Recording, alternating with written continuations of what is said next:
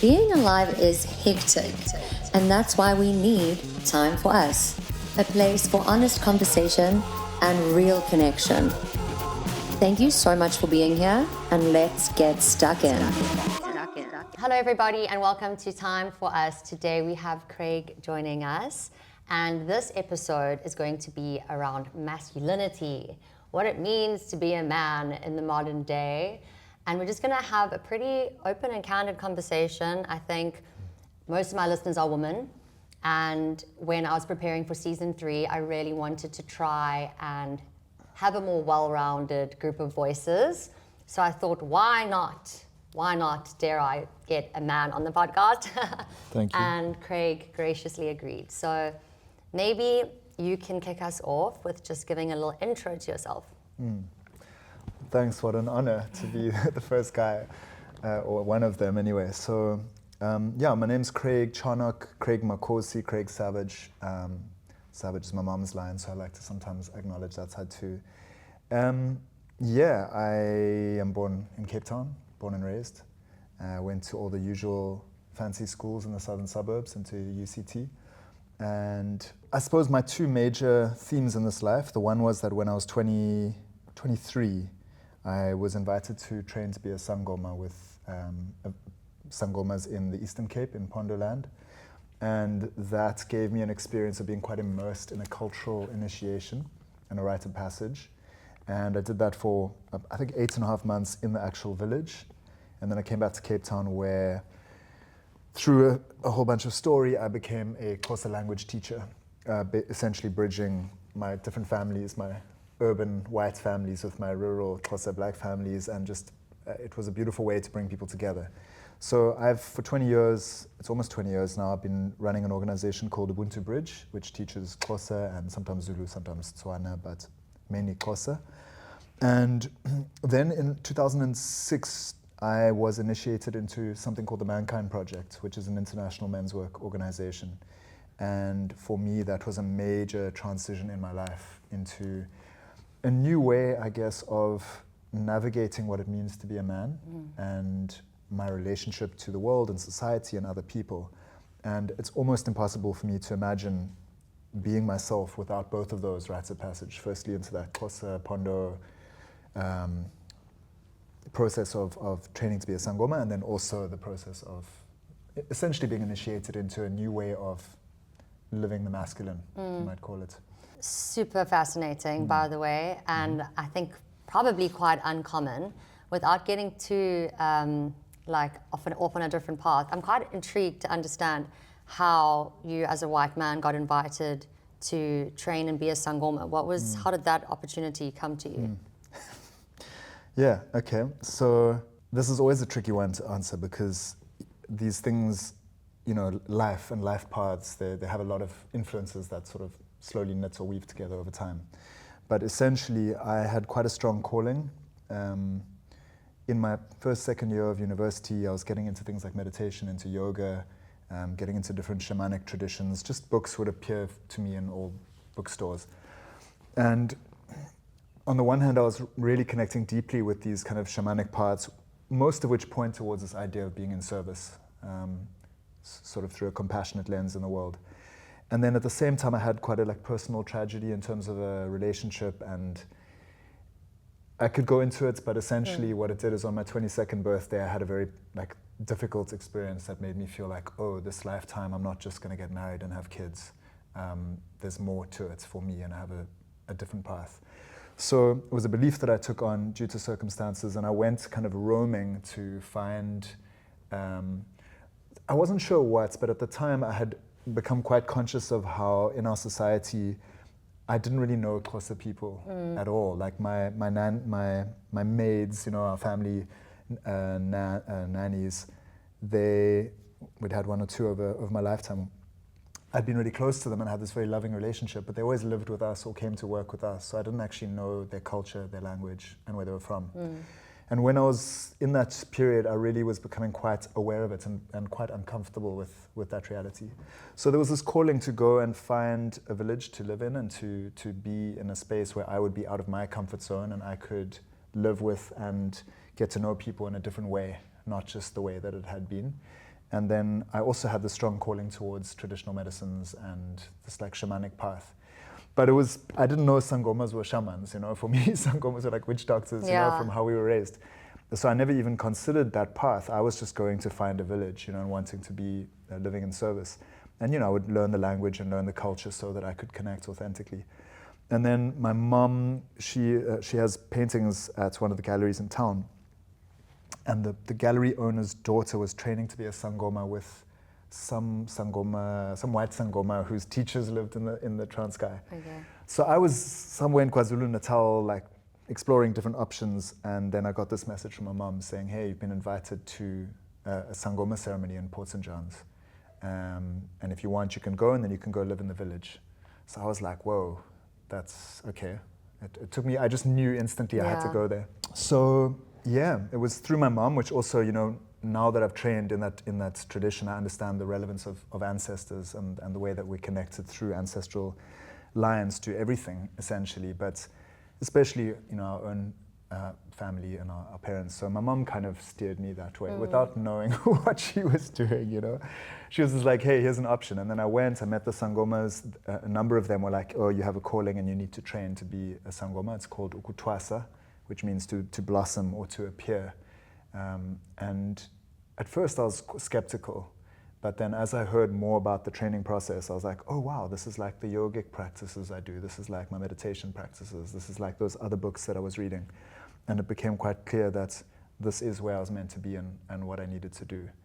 So yeah, I ended up initiating and training for a period. That's incredible. Yeah. Wow, what an opportunity.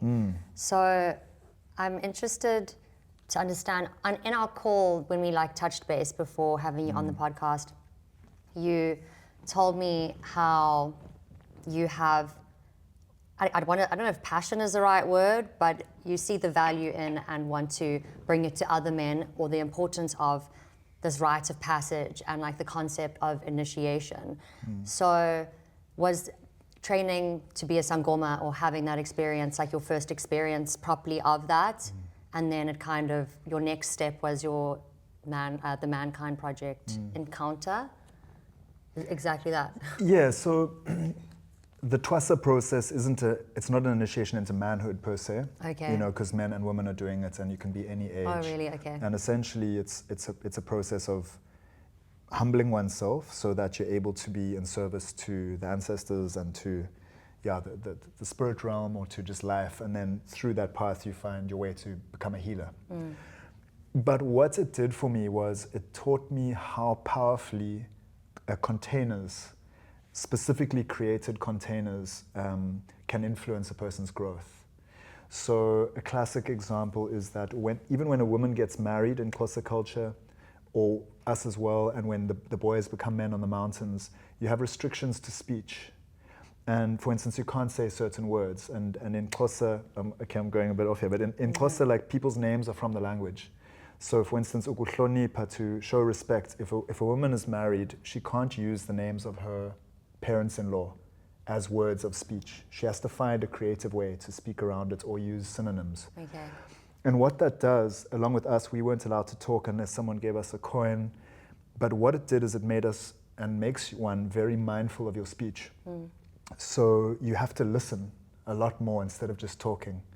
And even just that practice of being given a restriction on your speech is incredibly revealing in lots of ways, because you start to realize assumptions you make, or ways in which you interrupt, or things that get said when you just listen for longer.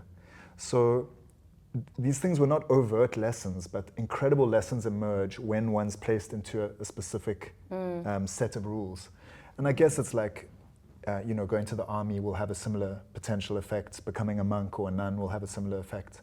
So we do have them in Western culture, but we've often lost them. And I think for me, that being in the Twasa process was a realization of, wow, this has got a lot of value. And that was just one example, but there were many which really helped me to also realize, like, here's my place, and this is what I do. And these things are no longer part of what I do. So there's a shift of identity. And that's the point of a rite of passage, is it's saying to a human, and all of us go through these phases. You know, we're babies, then we're like young children, then we're teenagers, then we're young adults, then we're adults, then we become parents, then we become grandparents and elders. And in our culture at this time, it seems to be like we're just left to sort of find ourselves in these new phases. You know, it either happens with a very clear something, like you have a child, boom, you're a parent, or, you know, one day you realize, oh my God, I'm an elder, and people are asking me certain questions or whatever it might be. So we don't have these like rites of passage, like transitional phases, which for me are so important for the psychology of people. Because they basically, like usually what will happen is the elders identify it. Just like those Sangoma said to me, with young men, they don't go when they're 18, at least traditionally. They go when the elders who are watching them growing up go, that one's ready. Because if we don't intercede now, he's going to move into being too much of a man without knowing what that means. So very often it's based on the elders witnessing you as you grow and seeing you as you're moving into a new transition and then saying, right, these ones need to go and we need to initiate them. So I didn't realize I needed a manhood initiation until I had one. And, you know, the first experience was at UCT with like a one-day version of something that's a sort of an offshoot from the Mankind Project.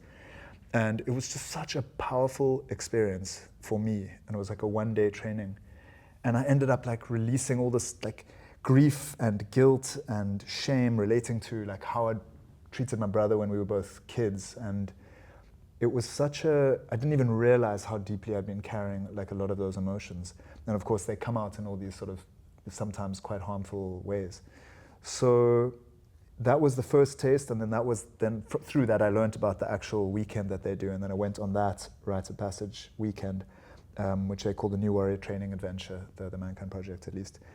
And that also was just like this amazing experience, you know, and it's an initiation is just the start. So it like opened me up to realizing, oh wow, there's a lot that I need to explore, and there's a lot that's here to be learned. And yeah, 17 years in, and I'm still very much learning. I'm still very much, you know, when you say I'm here to talk about like what it means to be a man, I'm a little bit like, well, I'm still figuring it out myself. You know, I've got clues, but to actually embody it and to live it consistently, I feel like myself and many men that I witness, we're all playing catch up, because you're not supposed to do it when you're 30 or 40 or 27 or 60. You're supposed to be raised in a culture where you are witnessing what it means to be mature masculine. You're seeing what it's like to hold emotions and relationships and purpose by a community of men. So that by the time you go to the initiation, all you're really getting is like, well done, you're in the club now, here's what you can't do anymore, and here's how we do it.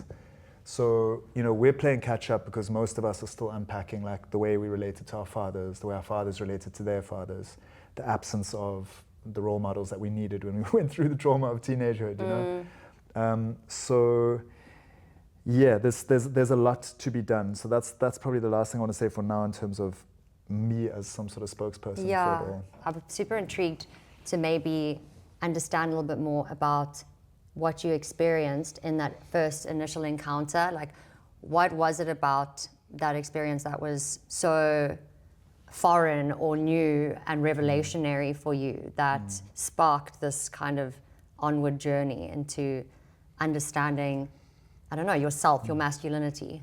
Yeah. The first and most potent piece, when you do an initiation, in kind of Jungian psychological terms, we talk about a descent. The descent is a kind of a sense of you've gone from the status quo of your life and what you think is normal in your comfort zone, and then there's a descent into like, you know, fear or confusion or uncertainty. And any initiation and any hero's journey for that matter, because the two are quite, there's an overlap between the two, it requires this descent. So for me, what was potent was, in both instances, my one-day training and then that weekend, and I've now witnessed it many times on the facilitation side of things, when you arrive at something you've chosen to go to, or an older man or whoever has said go to this initiation, and you get there, so you already have a degree of trust, but not really. You're not 100% sure, and you don't know who these men are a lot of the time. The first thing is a descent. I won't give the details away, but things happen that put you into a place of discomfort and uncertainty and fear.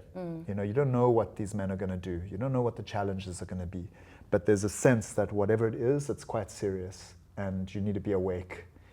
So immediately there's that fear that comes up, and there's this mistrust to a degree, because you just don't know who these men are, and a lot of the time we haven't had that kind of holding of men. But you also have the sense that these men care.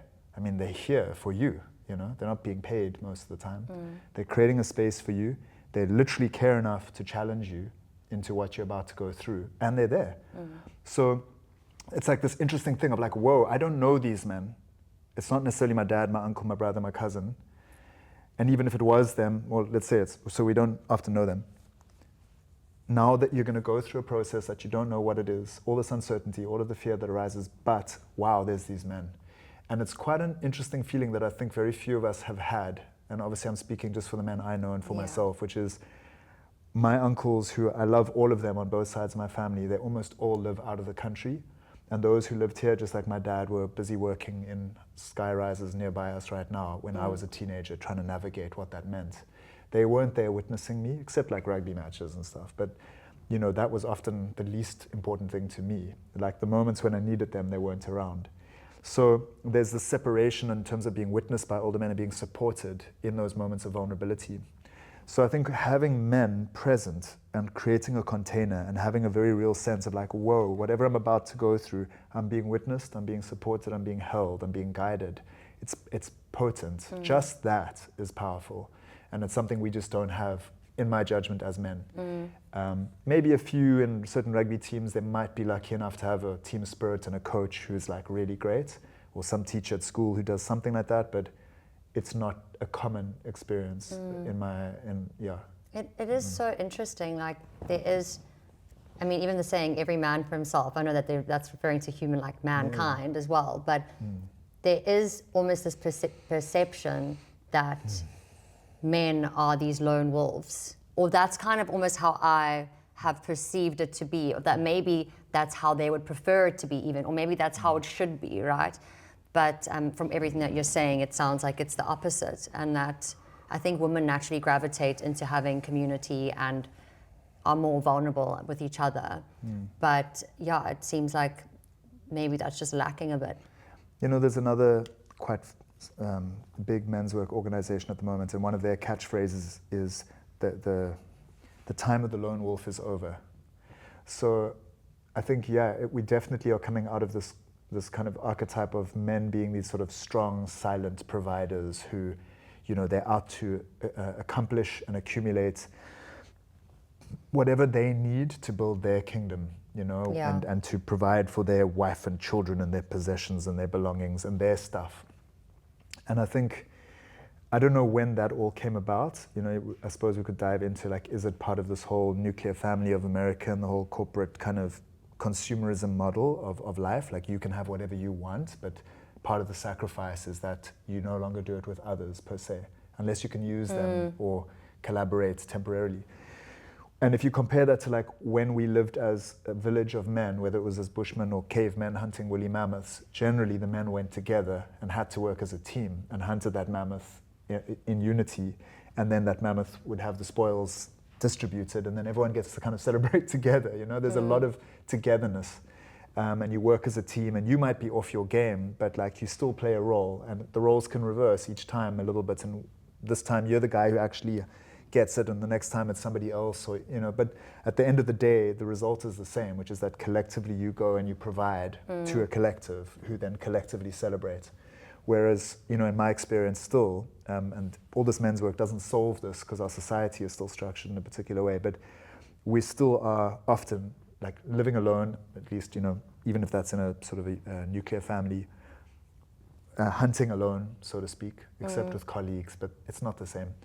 And providing alone. And so all the pressure is on us. And I'm not talking about men, even just men and women. And by the way, like an important piece that I just want to say is that, you know, there's a difference between masculinity and manhood. Yeah. So sometimes it's confusing because for me there's men's work, which is that some of us are men and we deal with particular issues that are, you know, are kind of a product of being a male. But then there's masculinity, which is just an energetic archetype that we all embody. You know, we all have femininity and masculinity. So yeah, it's quite, sometimes I hear the two being conflated. Yeah, I think I probably am doing that myself. I think I've personally conflated the two. Yeah, it's all because men are masculine and women are feminine, inverted commas, when that's not the truth. And I think this whole sort of, the whole gender debates, etc., is showing that actually that's something that's forced on us. And men and women can be either feminine or masculine, often both. And probably should embody a bit more of both. Embody both Yeah. in a balanced way. I mean, when you learn what masculine means, it's not about a hairy chest or a deep voice. You know, like masculine energy theoretically is directed and focused and, you know, along those lines. And most of the women I know are better at it than men, you know. So anyway, I just wanted to bring that in, that sort of difference. But thank you. Yeah, so with men, and it would have been men and women hunting for that matter. You know, if there was women who were good hunters, I'm sure they would have been part of the squad. But that idea of collective collaboration, I think, is something that we don't realize the cost of living without it. And again, there might be some cultures, some families who do that. And I imagine when I walk into these like Somali stores or whatever, I see like a lot of collaboration. They work widely in a collaborative manner. Whereas I know that even in my family, it's not like we're all sharing, you know, intimate details about our finances and how we're doing things. It's all, again, this very isolated individual. And I think the pressure that creates is enormous for people. And then it's linked to worth. So many men are like, you know, we're judging our worth based on the degree to which we can provide, you know, and often a financial link. So, I mean, we're in this state right now where so many men really don't value themselves and have very low sense of worth because the standards are so high in terms of these external metrics that we're supposed to live up to. So, yeah, I mean, I'm going quite broad here, but I think that's a big piece is the men's work. For me, most important, and even after the initiations, because after the initiations comes the training, comes the sort of just collective doing our work together and sitting in circles and hearing each other and practicing new ways of being. In that process of just sitting and listening and hearing what other men are going through, it does so much to lighten the load and brings us back into a space of, I'm not in this alone. And that for me is already just such an important shift. Whereas before, like, yeah, I mean, the difference, you know, I got all my friends, and then I got my friends who do men's work, and men that I meet who do men's work. The way we check in different ways, it's just it's a completely different thing, you know, in terms of how we listen to each other, how we hear what each other's holding, the degree to which we're able to share where we're at. It's quite phenomenal, the depth. So, yeah, it's definitely the most important thing I've ever been through. The whole twice the Sangoma thing was great, but the men's work is just, it's vital. Yeah. We were just discussing how there's this tendency, or at least we're moving away from it now, but the whole lone wolf concept. And I guess the importance of having role models and having people, you mentioned earlier, embody healthy masculinity and almost be the role model for the person that you're going to step into at a certain point in your life. So a lot of men and women as well, but haven't had strong role models. So how do you see in the work that you do that shows up in their relationships or even just their sense of purpose in life? The lack of the role models, how does that show? Yeah. Look, I mean, we, as humans, that's how we learn, is through observing and witnessing and seeing the way things are done. So as an example, which is not men's work, but it's just general human relations, and it's now all over, you know, social media as people are becoming more aware. When we're young, if we live in a single family household, we witness the way our parents interact and relate, and that becomes the primary model that we see for how people are supposed to relate. If you live in a village where you're witnessing a lot more interaction, you get many models. And so there's a sense of like, oh, there's many ways to relate. And I'll take a bit of that, take a bit of this, take a bit of that. Whereas because we grow up in these kind of closed, you know, in homes with walls, etc., and not that same freedom of movement, we might meet occasionally our friends' parents. So there is some variety, obviously. But very often we just have this restricted exposure to dynamics. And as a result, we grow up, and you know, it's this whole thing like Havel, Hendricks, whoever they are, there's a couple of these authors they talk about, then you end up in a relationship where you're trying to like meet the needs based on the dynamics of your parents and your primary caregivers. Often because you're so used to seeing the same dynamics that's what you think is like the only way it needs to be done, and you have to sort of solve that way of being and relating.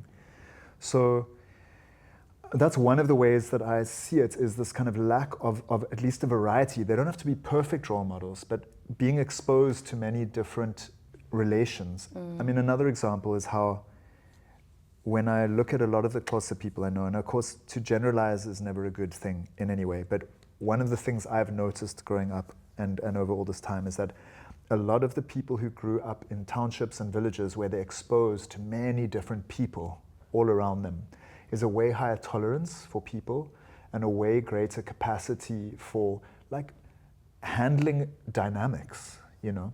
Whereas in my kind of circles that I've grown up with, where everyone's like very insular and like we've all grown up in these very like, you know, privileged, it's a privilege to be able to like bounce out your village and your family. Oh, I don't need to see them anymore because we don't need them, you know. So, and as a result, I see people who, most of the people I know, we're not as robust by a long way, spiritually, psychologically, mentally, socially, as the people I know who grew up in a township, grew up in villages where you do need your neighbors. And so you are interacting all the time and you don't just have the money to like say, I'm out of here, I'm moving to a different suburb and I'm gonna see you on Christmas. And I think that lack of exposure to multiple people and dynamics where we're forced to face other humans and witness other humans has made us less robust. So now you're looking at marriage statistics of people in our culture, the sort of modern Western culture, and it's shocking. You know, like the divorce stats are huge, and then the ones who aren't divorced, it's not exactly all happy, peachy homes. It's very often just by convenience that people are still together. So that's one of the things I've noticed, and I think that's a big one. That's super interesting. Yeah, and then as men specifically, you know, we have to navigate, and women have their own versions of this and like slight variations, but we have to navigate archetypal energies. And those archetypes, you know, the classic ones are the warrior, the lover, the magician, and the king. So a lot of modern men's work works with those four as the primary archetypes. Those archetypes are often linked to an emotional realm that when you're in a particular emotional state, it's either an access point to that archetype or it just shows that you're in that archetype. Or so if we don't have models that show us how to embody those archetypes and also be able to shift between them when necessary, because sometimes you do have to go, you know, you have to move from one to another, or you need to be two at once. We just don't have the language, the emotional language or the energetic language to be a certain way. So you end up with men who can't hold some emotions, for instance, whether theirs or somebody else's, and they're just not able to be present in certain moments of relating. So I think we're paying a huge price for this kind of culture of less relations, and I don't think we realize it. But you know, if you consider this philosophy of Ubuntu, which is essentially that we are who we are through our relations, and through all our relations, then you know our very experience of life and of ourselves and of God, by whatever word you want to call it, but like the creation, the great mystery. That is almost the most important thing in life. Because I mean, you hear these stories all the time. People have the money, they have the houses, they have, you know, Mr. Beast is the latest one. He's like the most successful YouTuber ever. You know, the amounts of money. And the guy's like regularly going on interviews saying he's miserable. And it's, you know, it's crazy. And yeah, so I think we need the role models, and the role models can't just be a character in a movie. They can't just be, you know, a celebrity. They need to be people in our lived experience that we're witnessing in real life, in real moments. Because, yeah, celebrities, social media, movies, stories, they're nice. They give us an intellectual understanding of archetypes, but they don't give us a true belief that we're capable. You know, I mean, yeah. They also like skim over a lot of the detail of actually being a living human being, you know, like witnessing how someone handles something like maybe their coffee being late, or you know, the stupid moments in life that actually all add up and equate to a life. You know, like a movie can portray a certain amount of information to you, but you're not really walking away with that kind of greater understanding, I guess, from being it's just shallow. You know, it's surface level. It's still valuable because there's knowledge and there's an awareness, but I don't think we can compensate for the daily lived experience. That's why, like, I've got loads of friends. I've got lots of social spaces. I can every day go and play like movement and dance with people I know and love, it doesn't make up for the fact that if I don't go do that, I'll be at home alone a lot of the time. It's just the reality. It's the way our society is structured. So, yeah. Earlier you were talking about the lack of capacity for like emotional range almost, or just not being able to really process your emotions or understand them. What do you think, generally speaking, and again, maybe you can't speak on behalf of the men that you've helped through men's work, but if there is an overarching theme, like what do you think the kind of emotional weight is that men carry in silence? Because it sounds, I mean, I hear this often, that there is just this unspoken, weight that they carry, or these kind of repressed emotions. But what do you think those emotions are? And just for any woman listening, I guess, to be like, well, I mean, we don't understand them. Yeah, well, so one of the things that when you sit in circles with people, men or women, and you actually listen, so that's what I love about, we call them check-ins, but you sit in circle and everyone gets their turn and no one interrupts, no one asks questions, no one tries to fix or rescue, so you get to listen. And of course there's other processes and you can go deeper with different topics, but one of the things is that we're always hearing each other and where we're at. And the themes of what men are going through, and people in general, but in this case men, are pretty similar. There's not that many, it's either deep grief, unexpressed grief. It's either rage that's been turned into shame because no one's taught them how to actually manage their anger in a healthy way. And that's an extremely difficult thing to do. I mean, I've battled my whole life, like how to get that balance between anger that's needed to protect what you love and that directs action, versus anger that comes out like a volcano and hurts people you love and damages relations that you have. So it's, these are arts. There's an art to working with emotions. So obviously rage that's been deeply suppressed or repressed. Fear, there's a lot of anxiety. Men are also not allowed to, we are shamed for being cowards, or you're scaredy cat or whatever. Meanwhile, there's nothing wrong with being scared. It's more about the courage that you have in the face of being afraid. And we're more like taught, I remember being younger, it's like the guys who didn't look scared, that's how you're meant to be. It's not like the guy who's scared but still has courage. It's more like the guys who don't look scared and are just sort of like stupidly, brave, I suppose. Yeah, brazenly confident. Yeah, so there's obviously fear, grief, anger, and then shame, and shame kind of sits under all of them. Obviously there's guilt, and you have subtle versions of all these emotions. I mean, there's like beautiful graphs of like all the subtlety, the words we have for like different shades of emotion.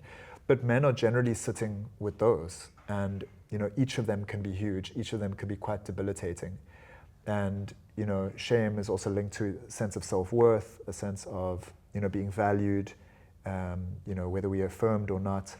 And so a lot of us are also looking for, because we only have a wife that we're intimate with, or a girlfriend or a partner, a lot of the time men are seeking the affirmation that they need and the healing and the holding from that partner, when that's not really the ideal person to be getting it from. So ideally you got it from your parents and your culture and your family and your village, so that your partner you can show up as a partner with. So I think it's just one of the big mistakes that I've seen, and I've learned also through my own, at times, dysfunction in relations, is that we expect so much from one partner, and for them to hold so much, while they're expecting us to hold so much, when we're in this like pressure cooker situation, because we are each other's village. We're the only person, okay, again, I'm talking about a simplistic model, but if you say it's you and a partner, that might be the only person you see every day. That might be the only person you have most of your meals with. And that's, you're supposed to be eating communally, according to most of our ancestors for millions of years, whether it was villages in Europe 200 years ago, or whether it was Bushmen, millions of years back. We ate and hunted and slept and lived communally all the time. Like, to have time to yourself where you by yourself and you eat a meal alone would be extremely rare. It would be a strange situation where either you've chosen to go and get alone time like once a year as part of some ritual, or you had to go on a mission that only you could make. It's like, it's meant to be an exception. Whereas for me nowadays, again, and I'm looking over the last 20 years as an adult, it's unless I'm in a relationship, unless I'm in a particular state, it's very easy to be alone. So I think, I can't remember the question, but I think women, in terms of being aware of what men are going through, men need men. That's my judgment. We need other men. We need to feel like we're part of a pack. Otherwise, our nervous systems, even if it's visible or not, are extremely stressed. It's a huge weight, and I think women know this, and it's one of the reasons why women have become really good at masculine, stuff. Like, many women have found themselves vulnerable without a provider when they have a child, so they have to become the provider. They have to become the mother and the father sometimes. And the vulnerability that many women have had to face physically in our world has resulted in kind of a collective, there's quite a strong collective connection that women have to their masculine. Whereas men, we don't necessarily have that in the other direction. And there might be an overcompensation where, like, men are trying to figure out, and we've demonized and vilified the masculine. So there's this movement towards, like, I don't know what, I guess, overcompensating. But what we're trying to find is this balance point, like, what does healthy, mature masculinity look like? And how does it manifest? And how does it look like for men? So we're seeking, and I think for women, if you're asking the question, it's about having an awareness that even the men don't know what they're missing. Even they don't know what they don't know. And the emotions can be so intense. I mean, like, if we do anger work with men, if we do shame work, there's so much that we do to create safe containers and to create safe space, because once you start to open those, like, long time, locked in emotions, compounded, hectic things can go on. It's equivalent in my mind to psychedelic medicine journeys. You really need to have integration after these experiences. So I think awareness for women, and I mean, I think women are very compassionate in general to men, but really giving men the benefits of the doubt. And I know a lot of men are hard-headed and stubborn, and they're not, they're not doing the work because they don't even know what the work is, and they might not trust men. A lot of men are being abused by other men. It's huge. And it might not, whether it's from childhood when they were really young, whether it's being teenagers, like, we learn quite early not to trust other men. And so to now expect us to suddenly trust men and then, like, open up and be able to, process all of this stuff takes time. So, on the note of that, I feel like if there is anyone listening that, I don't know, maybe is resonating with some of the stuff that you've just said, what about male vulnerability is so radical? Like, because I think if you've been conditioned to believe, or you're thinking along a certain, line of thought, that you have to have it together, you have to not be scared, you have to, squash your emotions because they're too big. It probably feels quite terrifying or counterintuitive to then think, okay, well, the answer is, or one of the answers is vulnerability. So maybe could you help us understand more about that? Like, why is male vulnerability so radical? What's radical about it? You mean the judgment? Or what is radical about being vulnerable as a man? Because it sounds like in these spaces, what's being curated is this sense of safety and vulnerability. Because men are relying on themselves, so to speak, and I've been taught that, you're there, you've got to go and make your fortune, and you've got to provide, and to be a man, you need to this, that, and the other. You have to be incredibly strong. There's an expectation of strength. And I think this idea, the problem with vulnerability, I mean, I think it literally means to expose oneself to wounding. That's quite a high risk. There's a reason men have blocked feelings and blocked emotions. My own process of beginning to be more receptive to my feelings and allowing myself to really go deep into all of this work has, impacted my ability to do what my dad did, which was 9 to 5 for like 50 years, and get a particular type of job and just blast through it regardless of how much he hated it, I can't do that. I can't go and do that. Like, I have to enjoy my work. It has to be connected to my heart. I have to feel like it's good for the planet, it's good for people. And now suddenly it has to also make a profit. It's quite a difficult balance. So I've found that doing the work can, and that's just, practically, any kind of vulnerability is making oneself open to the potential of being wounded. So I think the pressures that men face, it's, what's the payoff, you know? Like most men who start doing men's work, well, a lot of them are coming because they're desperate. You know, they have to become vulnerable. So why are they not being vulnerable beforehand? If you don't have the tools to talk about your emotions or even navigate them first, let alone communicate them in a good way, because we get judged so quickly. So, I mean, before you can even learn to communicate, or before you can communicate well around emotions and how, like, you know, your partner's impacting you or other people, you have to know how to navigate your own emotions. So I think it's a lot of men just really don't know, and those feelings have been compounded for so long. So again, vulnerability is risky. And, you know, who's to say that you can trust whoever this person is, whether it's a psychologist or a marriage counselor or, you know, your uncle or your partner who's now asking you and expecting you to be vulnerable? What do they know about what emotions you've got stored when you don't even know yourself? Like, you know, maybe you were abused as a child and it's all been put into the unconscious. So I think men really have to trust the space that's been created for them to be vulnerable. And I think that's what's, you know, possibly quite radical, because the world is hardcore at the moment. You know, like none of us are not aware of the, you know, the wars that are happening, or, you know, the financial pressures that are happening, or, you know, all these different elements. It's not easy. And so I think the idea of being vulnerable, we already feel vulnerable. We already feel it. So to now expect or be expected or demanded to be vulnerable and emotionally, you know, it's terrifying. So yeah, I think that's why I think this work is so important, because there is a way, and there are structures, and there's ways that humans for a long time have been able to hold those containers, but we've lost it in the last probably, you know, I want to say a couple of thousand years, certainly in Europe. And how do you think doing this kind of self-excavation and men's work, if, like, I'm speaking as a man, changes the way that a man or men relate to women? If you do the work, one of the things it's going to, do the work properly, it requires humility. So, you know, you need to be humble to do the work, and then doing the work will make you humble. So already there's a humility that arises, which of course leads to more compassion and also more empathy. So, you know, I think a lot of men blame women because we don't realize that, you know, the way our mothers treated us is because they weren't fathers doing what they were supposed to. So we've grown up with a particular way that women emasculate us, or reinforce the emasculation which is happening because no one taught us really how to be a man and what that looks like. So I think in my experience, and it's by no means foolproof, and there's many men I know who've been doing men's work for a long time who still have, in my judgment, not good relations with the women in their lives.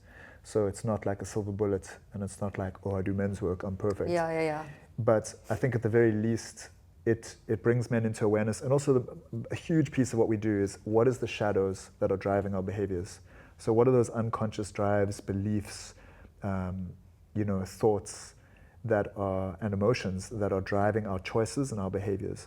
So the more aware we become of what's driving us, the less we can blame the people in our lives. You know, so it becomes way less about like, oh, you said that about me, you did this to me, turning a wife or a partner or a girlfriend or a mother into some kind of perpetrator, in a sense. So, and I think both sides do it. So as you become more aware of the shadow that operates within ourselves, you're like, oh, okay, cool, it happened to me, but it's also happening to others. And no one's going to change it except me. So I'm actually the one who has the power to make a shift. And as long as I'm blaming somebody else, it's not going to improve my relations with them or with my you know, myself or my life. So I think that's one big piece.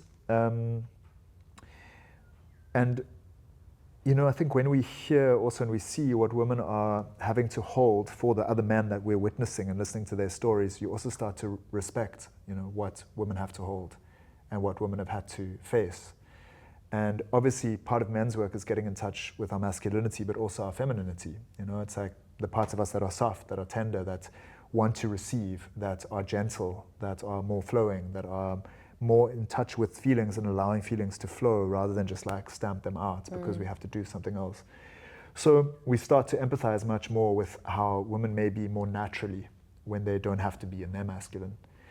So yeah, I mean, in its ideal form, more empathy, more compassion, more respect, and then of course a greater vocabulary with which to communicate feelings or things that we're going through. And even before that, hopefully, much greater self-awareness of what we need. Because our needs, we actually have to take responsibility for those and not expect some woman to do them for us. Yeah. And if we are expecting a woman to meet our needs in a particular way, when they don't, they become the enemy. We're going to resent them. So then there's, that creates a whole nother dynamic of conflict. And suddenly they are literally holding this energy of like, you're not meeting this particular need and not supporting me. So I think as we do the men's work, we realize, guys, we have needs, we need to meet those needs, and actually, theoretically, we should get them met by other men and by the work that we do and what we set up in our lives to allow us to not have to dump that into our primary relationships, especially with women. So that's the ideal. Yeah. I have one last question for you, because this has been super insightful, by the way, and thank you so much for sharing so much. I feel like you are an absolute, bottomless pit of knowledge and wonderful vocabulary and articulation. So I really do appreciate it. And I think one of the maybe closing questions I wanted to ask is, what is one myth about manhood that you think needs to be completely dismantled? A myth about manhood. It's along the lines of what we've been speaking about, which is this sense that we need to solve it all for ourselves. And you talk about me being a bottomless pit of wisdom or whatever, but one of the things the Mankind Project has given me, which is why I have such deep reverence for it, even though I have my areas of difference, is that it's a network of men, of elders. There's the knowledge and the wisdom goes back, and this is also where ancestors come in. There's so much that we inherit that comes from the people before us. So for me, it's yes, the things I've been learning and I've been receiving, but so much of it comes from these other men who've been holding me and supporting me and showing me, and I'm still learning from them.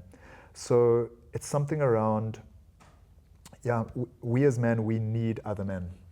And I think the myth is that we don't. The myth is that you can be the king of your own castle, and that's going to make you happy, if you achieve everything you want and get all the things you want. And it's just not the reality. It's it's the process of working with other men, other people, and sharing the load, which is the positives and the negatives in life, the victories and the defeats. That's where the purpose and the meaning of life, I believe, is.